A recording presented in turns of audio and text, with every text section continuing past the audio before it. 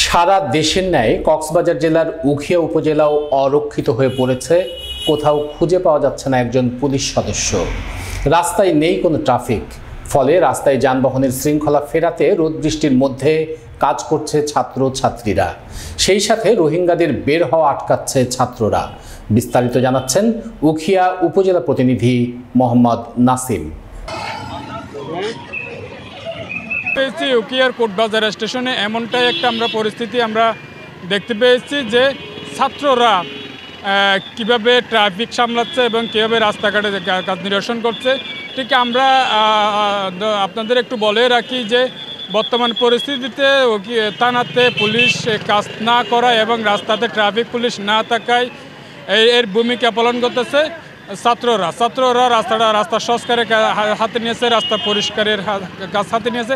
পাশাপাশি আমরা দেখতে পেয়েছি আনসার বাহিনীও এই কাজের সাথে সংযুক্ত হয়েছে এবং পাশাপাশি জনসাধারণ এই কাজের মধ্যে সহযোগিতা করতেছে, এমনটাই আমরা দেখতে পেয়েছি।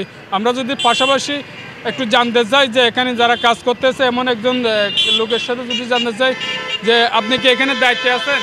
না ভাই, আমি একজন ড্রাইভার, যে আমার গাড়ি কক্সবাজার গেছে, তো ওই জন্য এখানে আসি, একটু হেল্প করতেছে আর কি। একজন ড্রাইভারের সাথে আমরা কথা বলছিলাম, উনিও পাশাপাশি কাজের মধ্যে সহযোগিতা করতেছে। আমরা পাশাপাশি একজন আনসারের কাছ থেকে একটু জানতে চাবো যে তিনি কেমন কাজ করতেছে, যদি একটু বলতেন আন্তরিক পরিস্থিতি কেমন চলতেছে। এখন ইনশাআল্লাহ খুব ভালো চলতেছে, সেনাবাহিনীও আছে, আমরা আনসার এবং বিভিন্ন ধরনের আমাদের ভাইয়েরা, ছাত্র ভাইয়েরা।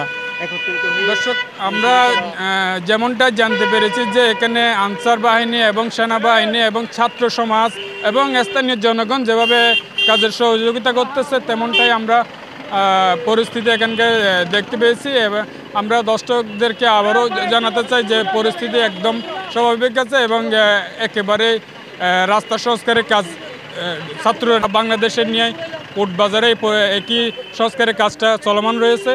আমরা অনেকের সাথে কথা বলছি, তারা নিজের উদ্যোগে বিনা বেতনে এবং কোনো টাকা না নিয়ে তারা সংস্কারের কাজে নেমেছে এবং সে কাজটা তারা চলমান রাখবে, এমনটাই আমরা প্রত্যাশা করছি।